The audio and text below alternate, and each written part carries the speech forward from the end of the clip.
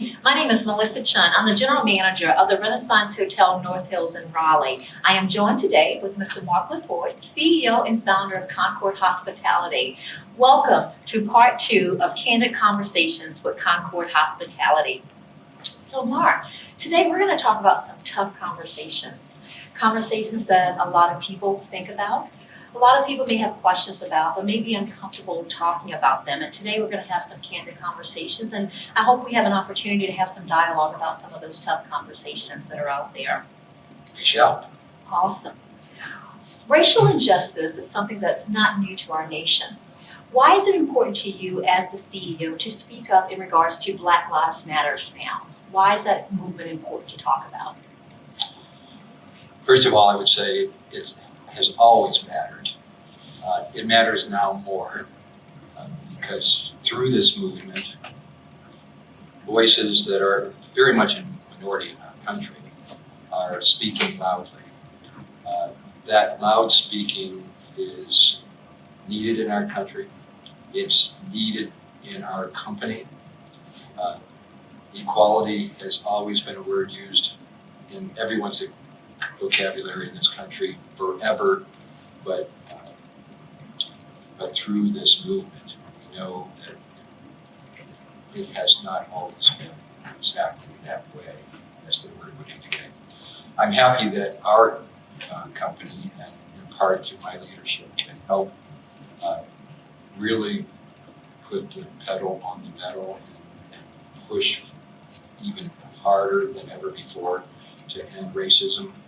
There is some racism in our own company. For sure, it's pervasive across our country. And my pledge for this conversation, further conversations, just by being here and guess, is that I'm totally behind making it better for all of us. Awesome. Thank you so much for that. How would you respond to those who say that Black Lives Matter movement should not be discussed in the workforce? It's a very uncomfortable conversation for a lot of people. It's an uncomfortable topic. It's one that a lot of people would rather say, listen, that's not for the workforce. How do we address that as a company, and why is it important to speak to those who may say it's an uncomfortable topic? It is an uncomfortable topic, just as speaking to a lot of things today, including our politics, which is part of the root cause, I suspect. But we talk a lot about things that aren't particularly comfortable. We need to shift gears and include Black Lives Matter or the movement as part of our conversation, just as we do other things that are very difficult for us. And although it leaves one uneasy at times because racism is real, but the more we in Concord can educate, the more that we can talk about it, the more that we can embrace the need to have conversations that are difficult, the easier they will become. And from my point of view, that's best done by just practice what we preach.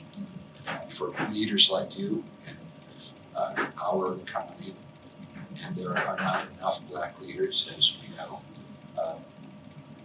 I think it's important, and I certainly give you all of my loyalty to you in saying what you say and knowing how you say it will just make our company much stronger and more full of the equality, back to that word, that we must embrace. Absolutely.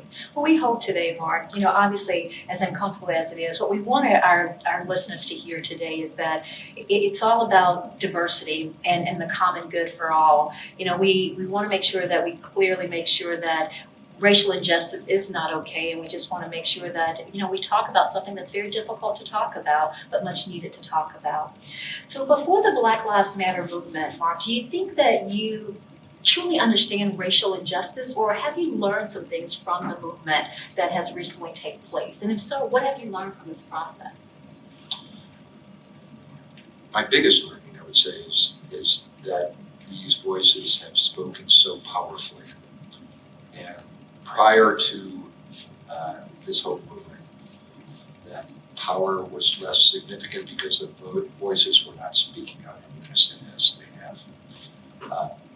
a real eye opener, and it shows that the power of people when they are together and directed towards a single purpose. The fact that it has happened with such a degree of significance did surprise me, and it has surprised me. What will surprise and delight me if the momentum can be maintained, if this is much more than a flash in the pan, as many movements, whether they're from whoever, have been. And I think in the context of where we are today and where we're going, this is a perfect time to make sure that the power of this movement is maintained. Awesome.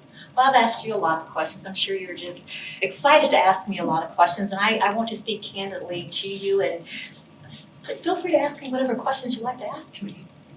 An obvious question would be, so here you are, a leader in our company, a leader in the industry that has now worked for 20 plus years in this business. Yes. Have you ever experienced racial injustice that's directed to you or folks around you that are Black? Sadly so. I would like to kind of share from the heart a situation that happened to me, my first exposure to racial injustice. This came at a very early age. I was at the age of 15, and at that time I received an amazing opportunity to study abroad. And at that time, fast forward, that was many years ago, to receive such an opportunity like that, so it was like a once in a lifetime situation. So in this opportunity to study abroad, I was away from my family for an entire year to travel to a country that, first of all, I didn't know the language. Secondly, it was a country in a very small town where I was the only person who looked like myself. So at the age of 15, imagine your child going out on their own, first of all, and to be away from you for an entire year. The second of all, to have them in a place that no one looks like them. They don't speak the language. So that was my first experience where I met some great people there. And in that process, I was invited to go to the beach for a day with a lot of the great people that I met there. And in that process, I had my first exposure. Although several people there were intrigued to get to know me because, number one, I was from America and they were excited about that. They were excited because I was the first Black person that they ever related to, that they even met, so that intrigued a lot of interest. And then you had this other side of the spectrum that I had a situation where I met skinheads at the beach that walked up to me personally, and they didn't know me, age of 15, a child, and looked me in the face and they said, "Go back to Africa. You do not belong here." So this was the experience at a young girl at the age of 15. This was the experience of, let me rewind to say that I came from a background that was very much sheltered, very much protected, and I had a very strong family circle that loved me. So when I go away and I experience this for the first time, I'm young, I don't understand, and why would anyone say these hurtful things to me? I didn't do anything to you. That was my first experience with racial injustice of it's not right, nothing I did to cause it, but simply because of the color of my skin. So that was my first exposure. So sadly so, I have. But that also taught me a lot in life as well, which has a lot to do with where I am today and how you move forward. Despite some of the obstacles, it makes me work even harder because of that. Wow. Sorry that happened. So now here we are years later, and you have your own son. Yes. How do you see differences, similarities? How is it raising your son in Absolutely. this country called America, where Black people are very much part of the fabric of our country, but not recognized as they should be in many ways? Please. Absolutely. So yes, I have a son and I have a stepson as well. And as a mother, let me start off by saying as a mother, it's hard to raise children, period, these days. It's very difficult. But magnifying that, raising a Black son, there are fears They're true life fears that exist. And I have someone who reached out to me very recently with all of the Black Matters movement and said to me, can I have a conversation? Because there's some things I don't understand. And one of the questions they asked me was, is it true of the talk, that you have the talk with your son, a Black child, and their parents have the talk? And they didn't understand what the talk meant. So I want to share what that means, and I do want to talk about it. The talk is a situation where a Black child, particularly a son, their father most of the time, or mother, whoever that might be in their life, will have a conversation on what they need to do if they're pulled over by law enforcement, okay? The reason that takes place is because you want to ensure that your child is not racially profiled by the color of their skin,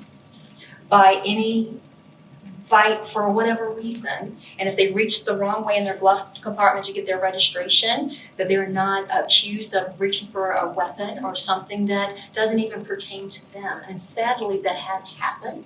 Is that the case always? It's not always the case, but it's happened too often that as a mother and as a Black mother, I will have that conversation and will share with my child what is right, because it's more important to me that my child comes home safe at night. So that conversation does happen, and it happens as a protection for your child, because racial profiling does exist, sadly. Sadly, it does. Is that the case always? It's not, but it happens too often that it does. So as a mother, hopefully that answers your question. That's a live concern that I do have for my own son. What do you see in our company that is a concern for you and for many of our Black associates? From my perspective, and I think this would speak for a lot of Black associates, is making sure that when it comes to our senior leadership positions, that there is more diversity in our senior leadership positions. One of the things I would like to say behind that is every position, whoever's there, deserves to be there because they're the qualified candidate for that position. But one of the things that I also would like to say, in order to achieve a goal, you have to have some inspiration to reach a goal. So sometimes when you don't see someone that looks like you, someone that you can relate to, sometimes it may seem like the goal is harder to obtain. So when you can see someone and you can visualize it, that gives you aspiration to say, maybe one day, if I work hard, maybe one day, if I keep doing that path, I too will have that opportunity. So having that diversity in our senior leadership positions and being able to see that gives someone of color that ambition to say, one day, so can I. That's very important. That's great. Really well said. Now that we've had these candid conversations, how will you, Mark, and how will Concord take the first steps towards, realizing that these things don't happen overnight, how will you take the first steps to ensure that there is steps towards change rather than this simply being something that's checked off of a checklist to say, okay, we talked about it, it's short-lived, let's move on. What will Concord do to ensure that we're taking the first steps towards change? Well, some of those are already in action. As you know, we have a Diversity and Inclusion Council that's not just sitting on their hands, but real things are occurring as we speak in our company and are being pushed forward by leaders in our company, including me. But what we must do in a better way than we have in the past, and there's been a lot of talk about this, and now actions are coming that we're going to direct more energy towards developing our Black associates so they can become leaders like you, and even leaders hopefully at the level of our top leadership team. It will happen. We need to make it happen more quickly than ever before.